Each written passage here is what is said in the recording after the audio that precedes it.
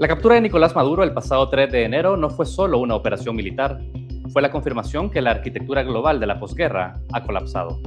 La diplomacia falló y dio paso a la fuerza bruta ante los ojos del mundo.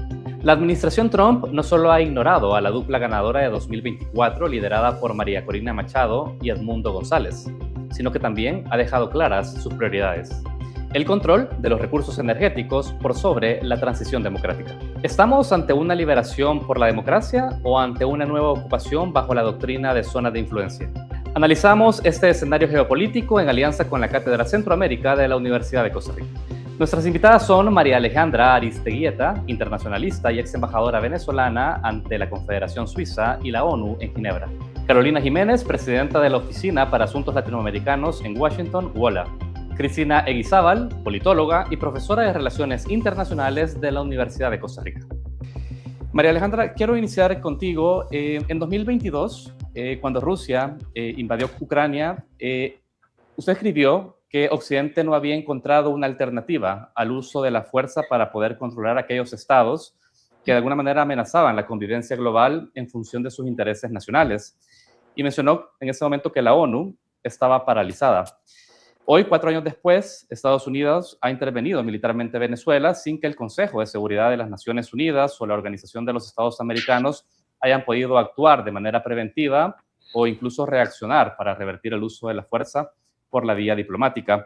Mi pregunta es, ¿considera usted que esta acción de los Estados Unidos sobre Venezuela es la confirmación definitiva que el sistema internacional de la posguerra ha muerto?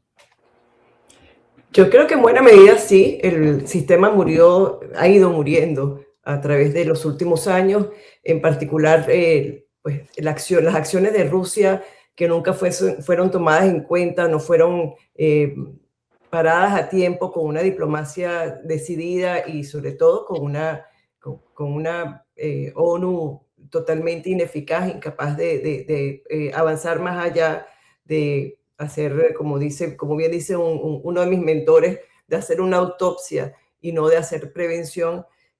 Ahí empezó realmente a evidenciarse este cambio de era, este nuevo orden del que tanto hemos hablado en los últimos años y que pues, definitivamente con las acciones de Trump, y yo no diría exclusivamente con la extracción de Maduro de Venezuela, yo creo que sus acciones a lo largo de esta presidencia, en este último año, demuestran que estamos en un nuevo orden mundial ya muchísimo más claro. Estamos ante un regreso a formas que se habían ya prácticamente sido superadas en 1945 o luego de la Segunda Guerra Mundial, y estamos regresando entonces a esto de paz a través de la fuerza o de distintos acuerdos entre países para asegurarse sus intereses nacionales por encima de los arreglos o del contexto colectivo.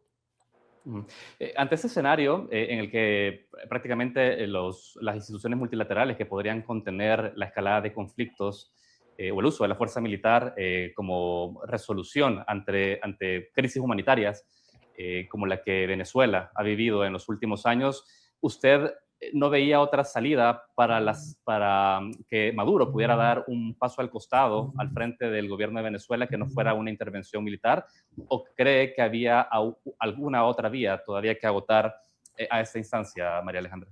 No, yo pienso que justamente el problema fundamental que tenemos es que el derecho internacional llegó a sus límites. El derecho internacional funciona, digamos, el derecho internacional creado, todos estos instrumentos jurídicos creados a lo largo de los últimos 80 años, funcionaban mientras hubiese un poderío lo suficientemente grande tanto en Estados Unidos como en Europa y el resto de las democracias occidentales.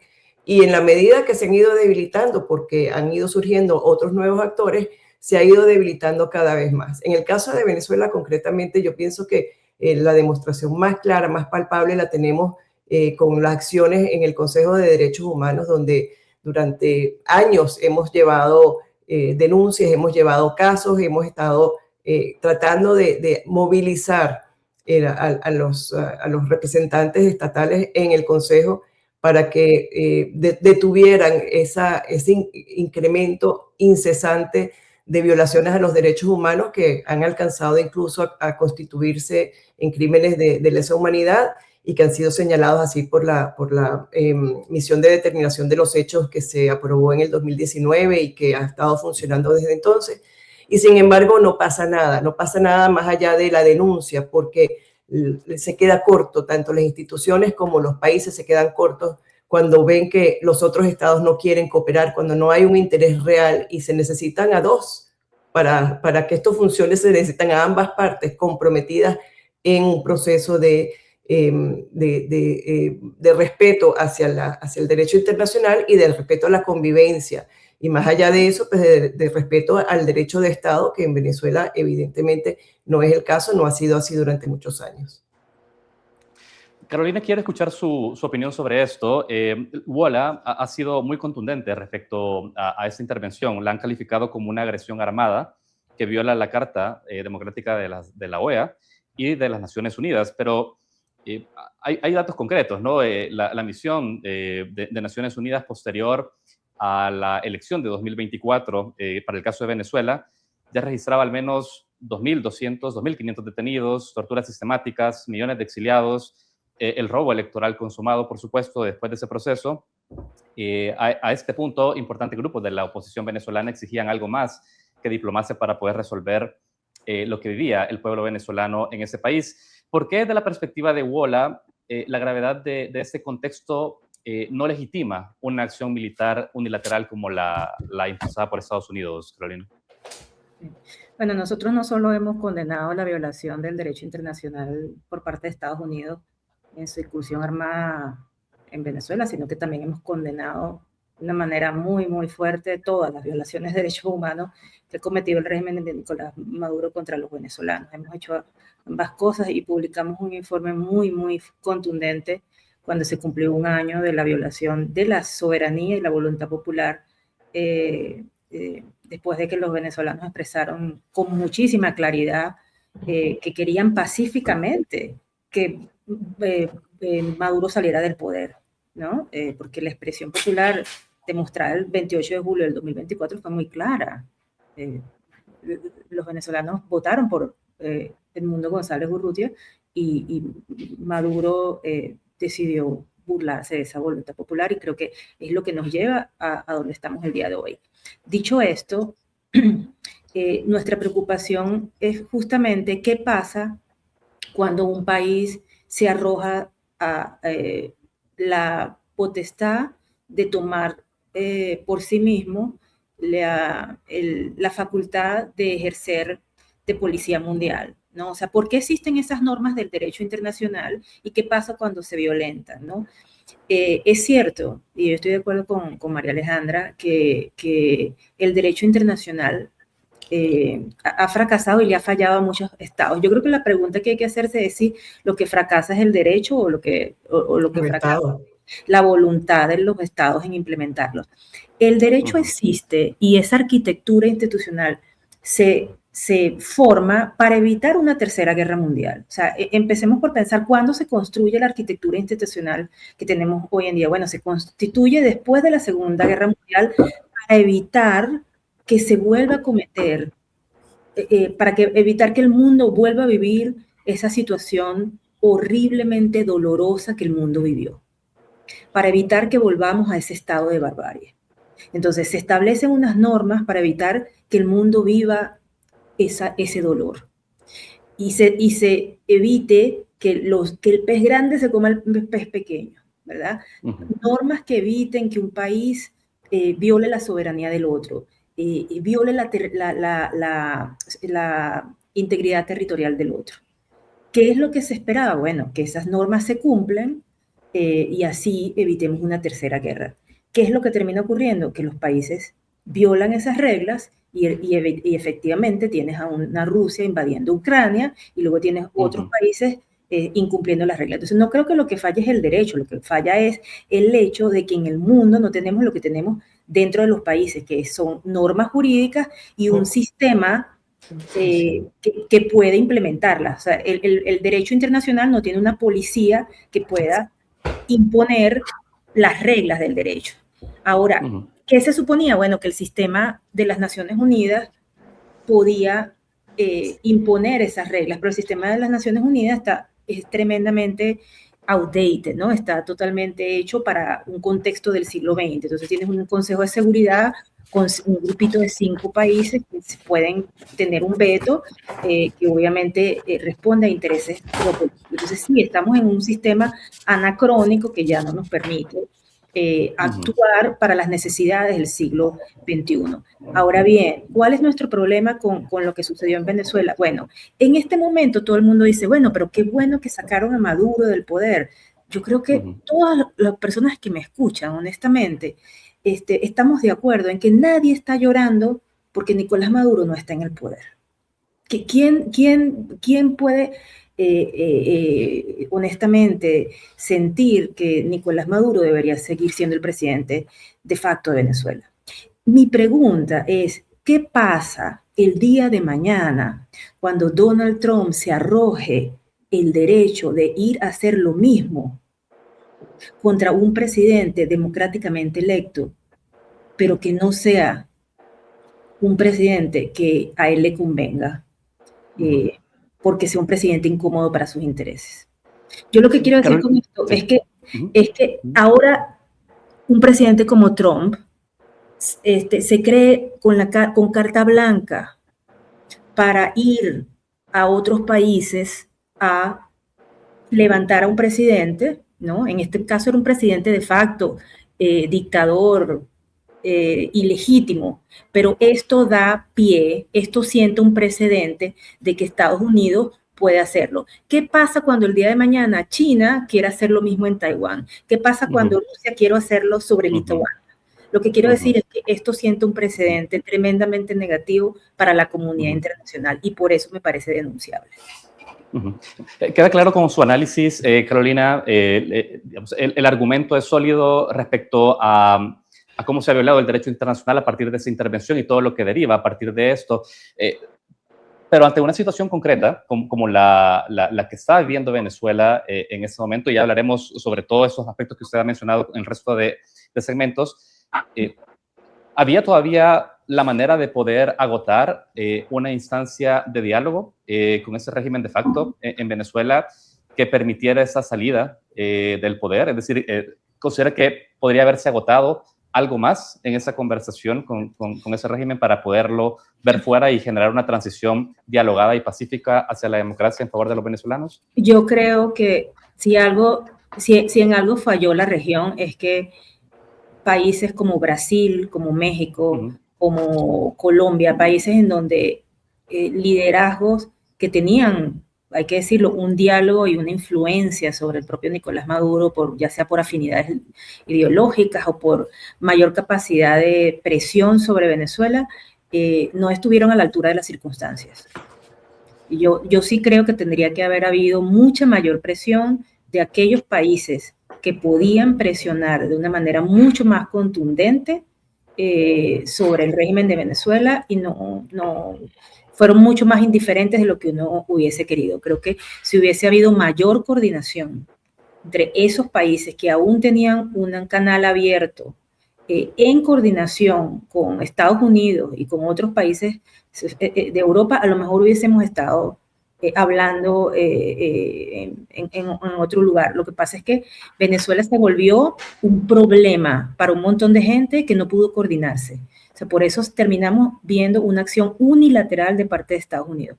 Pero un esfuerzo multilateral fue tremendamente difícil. Lo que intentó coordinar Noruega tampoco nunca fue totalmente coordinado, porque Noruega coordinó ciertamente un esfuerzo que a mí me parece que fue muy importante, pero igual en el esfuerzo que coordinó Noruega, Estados Unidos terminó haciendo también su propia negociación aparte. Un esfuerzo multilateral verdaderamente coordinado, no creo que lo vimos, y creo sí que la región, los países de la región le fallaron a Venezuela. Muy bien. Cristina, quisiera hacer eco de la intervención de Carolina. Ella mencionó cómo esa intervención unilateral militar de Estados Unidos en América Latina, particularmente en el caso de Venezuela, pero bueno, también lo hemos visto en las elecciones en Honduras, en las elecciones en Argentina, podría estar abriendo también o de alguna manera de forma implícita lo hace, sobre China y Rusia y el dominio en lo que denominamos bajo esta lógica de zonas de influencia, sobre lo cual usted también ha reflexionado en diferentes artículos de opinión, Cristina. Mi pregunta es, este silencio que identificamos en el caso de China y Rusia frente a esta agresión, nos está hablando de un acuerdo tácito, de un pacto tácito entre las potencias y de alguna manera establecer una moneda de cambio para que Putin logre avanzar sobre Ucrania o el régimen chino sobre Taiwán, por ejemplo. ¿Cómo ve ese escenario? Bueno, aparentemente, digamos, hay informes que dan cuenta de una iniciativa de Putin a Trump para o sea, para que a Rusia le dejaran manos libres en Ucrania y que Rusia iba a instar a que Maduro se fuera de Venezuela. Y no se dio. En ese sentido, bueno, pero de cualquier manera, Venezuela, tanto para China como para China un poco menos, pero para Rusia, ha sido siempre un aliado secundario. O sea, es un poco, Maduro le ofreció la amistad, para decirlo de alguna manera, y los rusos, pues, ¿por qué no? Pero desde el punto de vista geopolítico, el hemisferio occidental, incluyendo a Cuba, están muy lejos de Rusia. El pensamiento de Putin y el pensamiento geopolítico ruso es el dominio sobre la planicie central, y eso desde hace varios siglos, o sea, la planicie central de los Urales hasta Europa del Este, incluyendo partes de Alemania.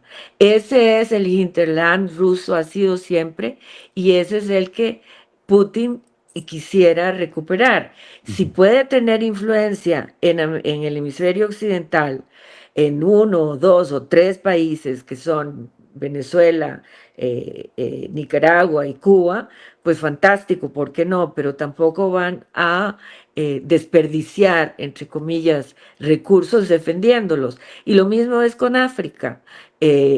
Rusia se ha convertido en un actor importante en el continente africano. Ha ido reemplazando, las tropas rusas han ido reemplazando a las tropas coloniales, pero igual es secundario, como digo, como dije y repito, el corazón ruso, el corazón de la geopolítica rusa es la planicie central de los Urales a los Alpes, básicamente. Y eso desde hace muchísimos años.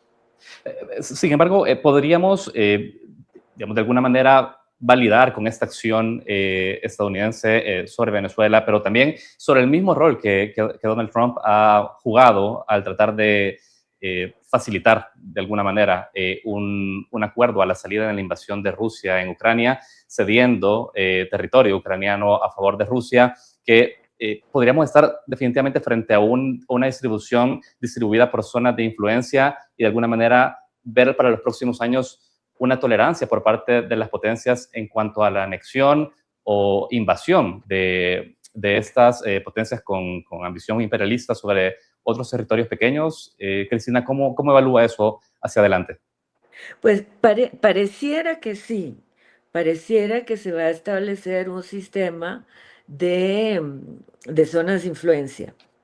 Ahora bien, las zonas de influencia no han sido históricamente exclusivas. El hecho de que para Estados Unidos sea el hemisferio occidental su zona de influencia privilegiada, su patio trasero, como dicen ellos, eso no quiere decir que Estados Unidos no va a meter las narices en todos lados. Está amenazando a los ayatolás, al régimen iraní. Está muy metido en el conflicto Israel-Hamas. Está peleándose con África del Sur, está, y bueno, la alianza con la alianza entre comillas, ahora todo es entre comillas, la alianza con Europa Occidental, que sigue siendo primordial en la OTAN, pero que también está siendo cuestionada por las veleidades trompianas sobre Groenlandia. Entonces, sí, para contestar rápidamente, o sea, para contestar a su pregunta de manera simple, sí, va a haber zonas de influencia, muy, muy posiblemente. Que estas zonas de influencia sean perfectamente establecidas, eso no puede ser. O sea, van a ser cambiantes y van a ser, y las potencias, pues, aprovecharán sus ventajas en los momentos en que éstas se les presenten, y eso en toda la superficie terráquea y hasta en el espacio. Uh-huh. Cristina, antes de darle paso a María Alejandra, quisiera escuchar muy brevemente por parte de usted qué rol ve jugando a organismos multilaterales que fueron construidos después de una Segunda Guerra Mundial precisamente para poder contener estas ambiciones que podrían llevar hacia violación de todo derecho internacional, al uso de la fuerza por la diplomacia, invasiones y el escalamiento hacia una tercera guerra mundial. ¿Qué rol ve jugando a Naciones Unidas en este contexto, en esta nueva configuración global que usted ha descrito con estas denominadas zonas de influencia? ¿Qué rol seguirá teniendo ese sistema? Naciones Unidas está muy debilitada. O sea, nunca ha sido una organización perfectamente eficiente, porque la existencia de los miembros permanentes del Consejo de Seguridad y su derecho a veto le ha impedido ejercer una acción verdaderamente contundente en el mundo. El único momento, hay dos momentos históricos en que Naciones Unidas ha sido eficaz, y fue al puro principio bajo la Secretaría General de Dag Hammarskjöld, en que sí se convirtió en un actor principalísimo del sistema internacional en todo el proceso de descolonización de África. Uh-huh. Y después de la caída de la Unión Soviética, porque ahí el derecho a veto casi no existía, o sea, desapareció, porque aparte de todos eran aliados los que estaban ahí, unos más o menos que otros. China y Estados Unidos en aquellos momentos eran bastante amigables, Europa Occidental y Estados Unidos han sido aliados desde 1940 o 1945. Y en ese sentido hubo toda una proyección internacional de Naciones Unidas. Recordemos, hubo 5 o 6 grandes conferencias mundiales sobre población, sobre medio ambiente, sobre desarrollo sostenible, y se llegaba a conclusiones bastante interesantes. Parecía que se estaba diseñando un sistema internacional muchísimo más legalista y mucho más apegado al multilateralismo, y eso con las veleidades imperialistas rusas se fue al traste. Muy bien, gracias Cristina por esa intervención. Retomaremos más adelante con más aporte suyo. María Alejandra, quería intervenir sobre eso también, ¿verdad? O sea, sí, efectivamente, es que pienso que básicamente creo que estamos todas de acuerdo en las limitaciones que tiene Naciones Unidas. Naciones Unidas es en realidad lo que los estados quieren que sea, y los estados quieren que esta sea una organización débil, pero no es exclusivamente Naciones Unidas la que está padeciendo de estas debilidades, también lo es la OEA, y lo hemos visto incluso con la llegada del nuevo secretario general, la timidez con la que fue abordando algunos temas, en particular sobre el tema de Venezuela, y cómo apenas ha dado un par de declaraciones que uno dice, bueno, sí hay un nivel de compromiso tan grande como el que tuvo Almagro, pero no vemos una capacidad de la OEA en avanzar más allá de resoluciones y de declaraciones, como tampoco vemos a la Unión Europea, por cierto. Yo que vivo en Europa y que vivo en un país que observa hacia todo su alrededor y que viajo con frecuencia a Bruselas, me sorprendo de la tibieza con la que ven no solamente el caso de Venezuela, sino el tema ruso en particular. Quieren utilizar instrumentos del derecho internacional frente a lo que es claramente una agresión. Yo entiendo perfectamente que ese es el único recurso que tienen, no pueden hacer frente, no van a hacer el uso de la fuerza porque tampoco queremos entrar en una tercera guerra mundial caliente. Pero ya desde la invasión a Ucrania, ya en el 2022, creo que 2023, Kamala Harris, en la reunión de seguridad en Múnich, dejaba entrever que estábamos en una tercera guerra mundial. Entonces, esto es una tercera guerra mundial bastante híbrida, pero no se quiere llegar a la guerra en caliente. Hay analistas que dicen que es una guerra fría 2.0. La verdad es que el nombre se lo pondremos a posteriori, pero estamos en una situación ciertamente de reacomodo en la que la Unión Europea se ve desprovista de herramientas, de instrumentos que le puedan permitir hacer frente a esta invasión de Rusia y este expansionismo ruso, y al mismo tiempo a esta nueva relación que se tiene con Estados Unidos, en la que básicamente le dijeron, ocúpate tú de tu espacio y Weber, defiéndete como puedas, ¿no? Eso para mí eso es muy, muy revelador y va, por supuesto, en la misma tendencia que ya hemos discutido, que ya acaba de señalar Cristina, de a grandes rasgos, 3 zonas de influencia mundial en la que pues, las potencias medianas irán creciendo, irán posicionándose, y aquellas potencias que están dejando de ser potencias, como la Unión Europea, tendrá que buscar cómo remozarse, cómo avanzar y tratar de imponerse de nuevo, porque si no, simplemente se lo van a llevar por delante. En ese sentido, creo que tenemos un cuadro clarísimo de transición que estamos viviendo en este momento, y que lamentablemente pues el derecho internacional deja de ser nuestro norte, nuestra manera de ver, conjunta de ver el mundo. Muy bien. María Alejandra, voy a continuar con usted. He querido llevar esta conversación para que analizáramos conjuntamente con ustedes y sus aportes desde lo macro, para volver al centro de la conversación sobre la situación política en Venezuela. Quiero irme ahora a Venezuela nuevamente.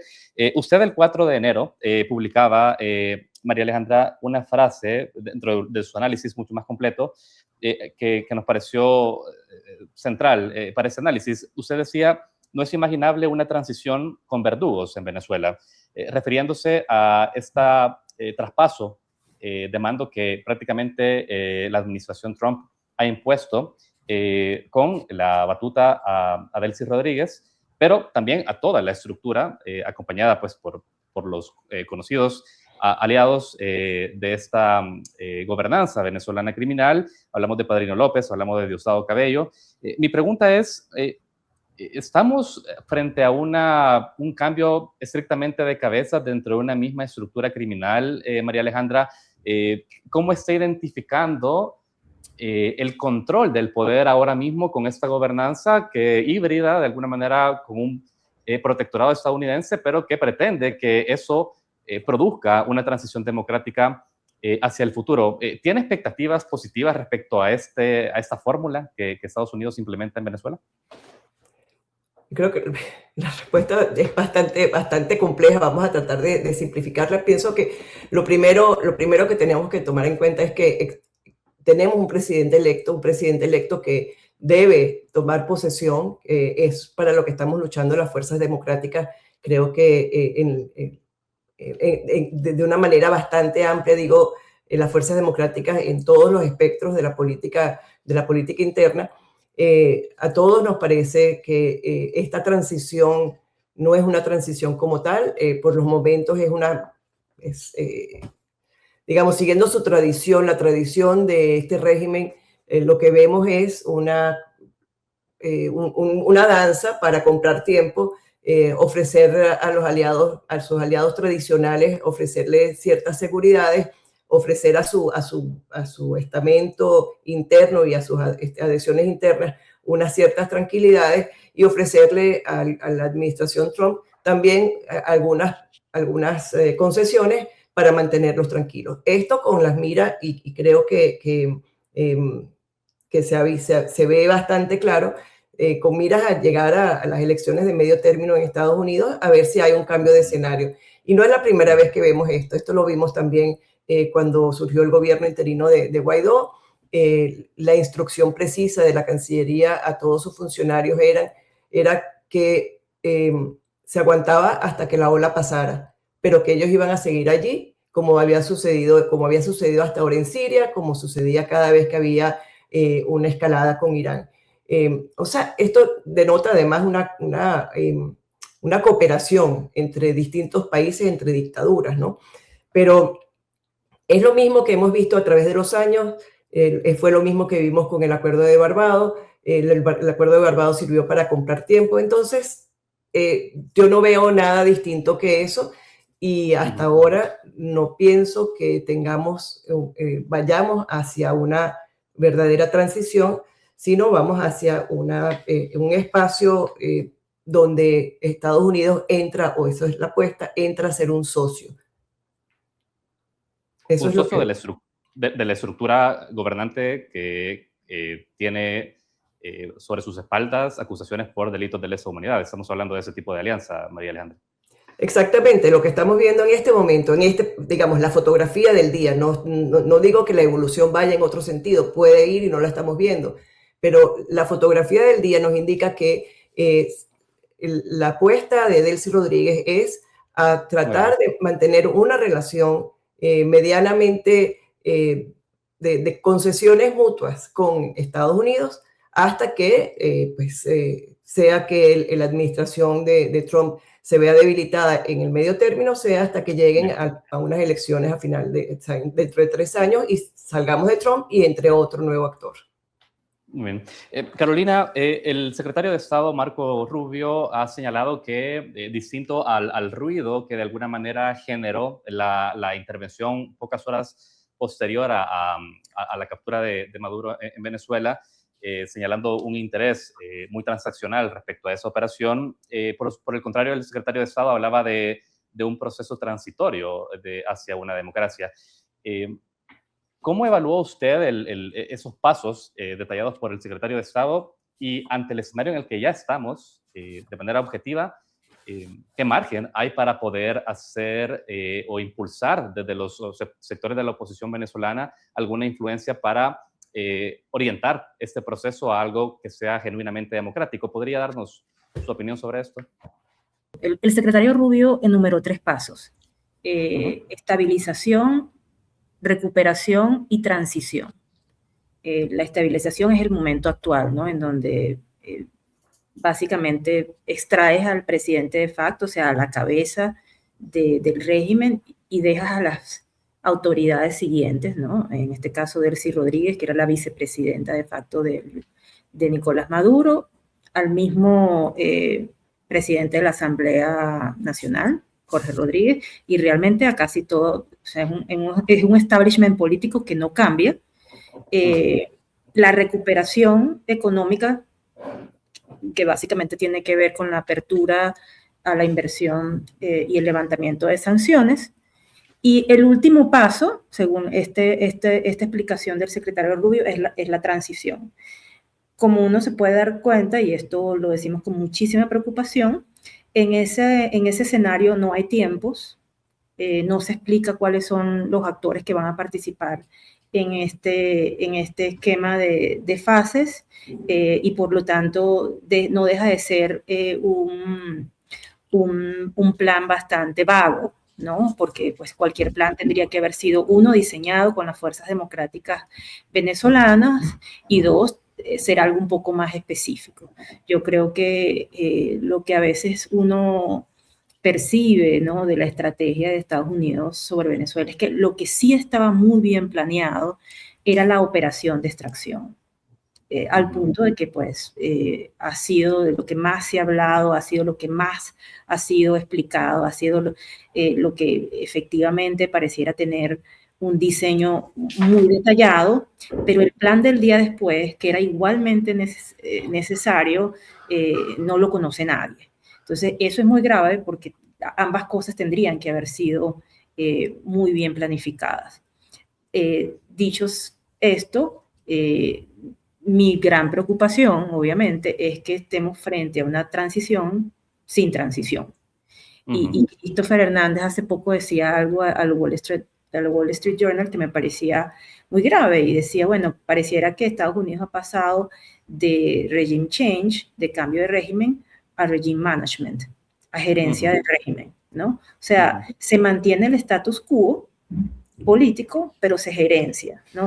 Como decía María Alejandra, se obtienen varias concesiones, principalmente concesiones económicas que tienen mucho que ver con política energética, algunas, y esto yo sí lo reconozco, que son muy importantes para nosotros, como es excarcelación de presos políticos, y eso sí está ocurriendo a cuentagotas, no con la velocidad que quisiéramos, pero cada vez que una persona que está presa injustamente es excarcelado, es un motivo de celebración. Pero bueno, en Venezuela hay entre 800 y 1.200, 1.300 personas presas políticas. Bueno, tenemos que luchar para que salgan todas. Todavía no han sido escarceladas todas, pero ya están aumentando el número que están siendo escarceladas. Estamos luchando por la liberación plena e incondicional de todas aquellas que han sido detenidas en los últimos años. Pero bueno, están ocurriendo. Esas son concesiones que están dando las autoridades de facto. Pero la crisis de derechos humanos en Venezuela es profunda. Tiene que haber justicia, verdad y reparación. O sea, estamos hablando de que aún queda muchísimo camino para lograr la transición que el país necesita hacia una vuelta a la democracia, y con estas autoridades y la permanencia de las estructuras de represión que en este momento están intactas, difícilmente creo que nos vamos a mover a la fase 3, de la que habla el secretario Rubio, insisto, sin ningún plan claro en el tapete. Carolina, le preguntaba también en esta intervención si usted ve posible que haya alguna especie de incidencia por parte de las autoridades democráticamente electas en Venezuela en 2024 para poder tener alguna incidencia dentro de este plan que de alguna manera pareciera ser unilateral por parte de Estados Unidos sobre el devenir venezolano. ¿Cree que existe ese margen a través del secretario Rubio, a quienes en diferentes análisis se le identifica como el arquitecto de esta operación? Bueno, todos vimos la primera rueda de prensa que hubo en el presidente Trump después de la operación, en donde creo que con mucha preocupación escuchamos la manera en la que habló de María Corina Machado, la deja de lado, ¿no? A pesar de que es la cara más visible de la oposición venezolana, Premio Nobel de la Paz, diciendo que no tenía el respeto para poder liderar el país. Yo me imagino que se estaba refiriendo específicamente a que no tenía el apoyo de las Fuerzas Armadas para liderar una transición. Posteriormente a ese comentario, pues nuevamente sale el secretario Rubio a tratar de interpretar al presidente, que es realmente un ejercicio de control de daños, ¿no? Cuando Trump sin filtros dice cosas. Los subsecretarios salen luego a tratar de aclarar. Pero bueno, posterior a eso se concreta la reunión entre Machado y Trump, y hay que ver qué surge de esa reunión. Que al momento en el que estamos hablando en este panel no se ha concretado. De esa reunión yo creo que surgirán nuevas probablemente una nueva ruta de política para el país. Pero lo que es cierto hasta este momento es que la ruta que decidió la administración es una ruta de trabajo con el establishment político del régimen de Maduro, pero post-Maduro. O sea, lo que hubo fue un cambio de poder ejecutivo, de la cabeza del poder ejecutivo, fue una sustitución del liderazgo del poder ejecutivo por otro liderazgo que representa el mismo proyecto político. Muy bien. Cristina, quiero ir con usted y retomo de esta última intervención de Carolina sobre la estructura de gobierno actual en Venezuela, bajo la tutela estadounidense. Y me preguntaba, bajo esta lógica transaccional, estrictamente transaccional, que el presidente Trump proyecta en sus declaraciones respecto al acuerdo petrolero energético con Venezuela, ¿será que en Washington están interesados en tener una transición democrática para seguir haciendo negocios con el petróleo en Venezuela? ¿O es más bien que, teniendo en cuenta el comportamiento de la administración Trump, convendría tener a un régimen que ejerce control y poder sobre sus ciudadanos y que podría tener un tipo de negociación mucho más directa y unilateral respecto a estos asuntos? ¿Usted cree que uno u otro tipo de régimen en Venezuela es más conveniente al momento de pensar una lógica transaccional entre Venezuela y Estados Unidos en este momento? Estados Unidos, bueno, la administración Trump y más específicamente el presidente Trump no está interesado en la democracia. Esa última parte de la transición será a calendas griegas y Trump lo ha dicho, que ellos se van a quedar ahí un buen rato y que que en algún momento habrá elecciones, pero lo que busca Estados Unidos es la estabilidad. Mientras el régimen le garantice estabilidad para sus negocios, están contentos.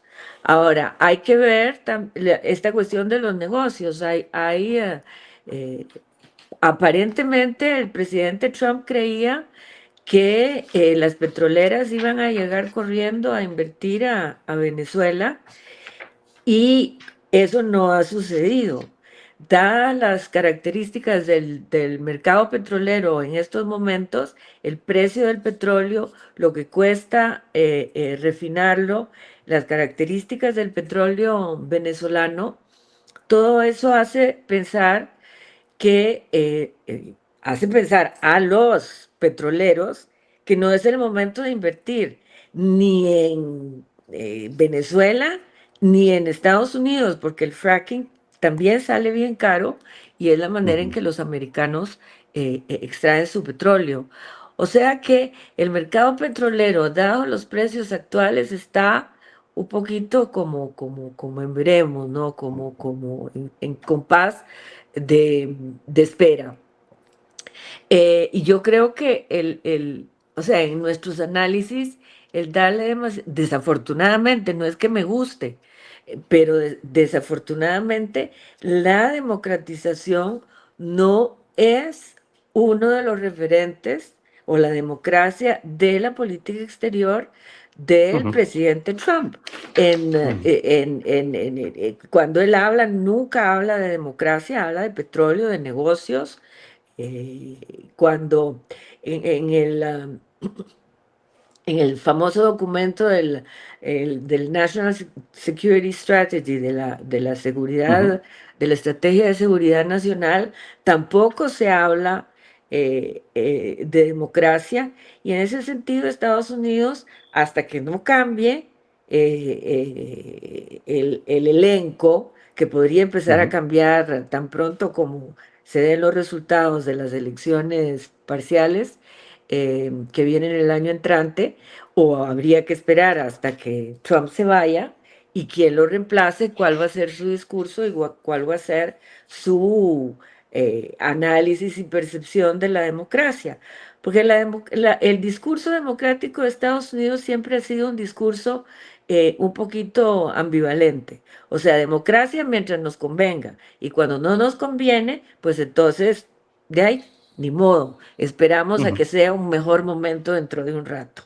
Y eso ha sido siempre así, ahora es de manera exacerbada. Pero tenemos que tenerlo muy en cuenta. Muy bien. Cristina, entramos al último bloque de la entrevista y quiero continuar con usted con la que sería esta su última intervención respecto a este encuentro, a este panel de análisis que hemos desarrollado, y tiene que ver con Centroamérica, y tiene que ver también con su respuesta en cuanto a la vocación democrática que no encontramos dentro de la política exterior estadounidense en este momento, Llamó la atención el que una semana exacta posterior a esta intervención militar estadounidense en Venezuela, el régimen de Ortega Murillo en Nicaragua decidiera de alguna manera sacar de la cárcel. No vamos a hablar de una liberación plena porque aún hay controles estrictos sobre esas personas que han sido liberadas de las cárceles, a una veintena de presos políticos, y lo hacía dentro de un marco, decía la comunicación oficial del régimen ahí, del 19 aniversario de la llegada de los sandinistas al poder en Nicaragua y un gesto de alguna manera de buena voluntad. ¿Qué lectura creería usted que debe estar haciendo Daniel Ortega y Rosario Murillo en este contexto actualmente? Es decir, ¿hay argumentos para tener un miedo a una amenaza al régimen de esta dinastía familiar, o de alguna manera sabiendo jugar sus cartas podrían mantenerse en el poder con un esquema represivo contra los nicaragüenses? ¿Qué opina de esto? Vea, hay dos países que están en la mira después de Venezuela, y es Cuba y Nicaragua. Ahora, por razones que realmente no tengo personalmente claras, el interés en Nicaragua es menor, bueno, que el interés en Cuba, es obvio, pero aún así Nicaragua y el régimen Ortega Murillo pasa hasta cierto punto desapercibido, hasta que lo deje de ser, porque estamos frente a un tomador de decisiones muy impulsivo. Bueno, ahorita está obsesionado con Venezuela y ver cómo se convence a los petroleros de que inviertan en Venezuela, en el petróleo venezolano, y obsesionadísimo con Groenlandia y con Irán, y bueno, ya no tiene tiempo de obsesionarse con otra cosa, pero una vez haya un desenlace en Irán, digamos, que es donde aparentemente más rápidamente va a pasar algo, una vez se abra el espacio para preocuparse por Nicaragua, yo creo que los Ortega y Murillo, ese clan, deben de preocuparse, porque a ellos les tocará su momento. No creo que se puedan brincar, a menos que encuentren alguna manera de congraciarse con Trump, como la ha encontrado Delcy Rodríguez en Venezuela, o como la ha encontrado de manera muchísimo más abierta, Bukele en El Salvador. Muy bien, gracias Cristina por esa intervención. Carolina, quiero ir con usted en este panel también en lo relativo a este segmento sobre Centroamérica, y quiero hablar sobre el otro lado del espectro ideológico, en donde también Trump tiene una intervención, pero desde un lado favorable, desde un lado de soporte al régimen de Nayib Bukele en El Salvador, en donde también se desarrolla un régimen de carácter autoritario. ¿Qué tipo de mensaje podría estar enviando al otro lado, digamos, al lado de los aliados de la administración Trump, lo ocurrido en Venezuela? ¿Considera que esto de alguna manera envalentona y también le permite cerrar filas al régimen de Bukele para continuar con un esquema represivo sobre la sociedad salvadoreña? ¿O qué tipo de cambios podríamos también identificar, no solo en El Salvador, ahora sí hablemos del resto de la región, en el resto de países, esta intervención militar? Yo creo que para Bukele y para otros que son aliados muy claros, ¿no?, de la administración Trump, esta situación en Venezuela deja por sentado, ¿no?, que esa alianza tiene que ser inquebrantable.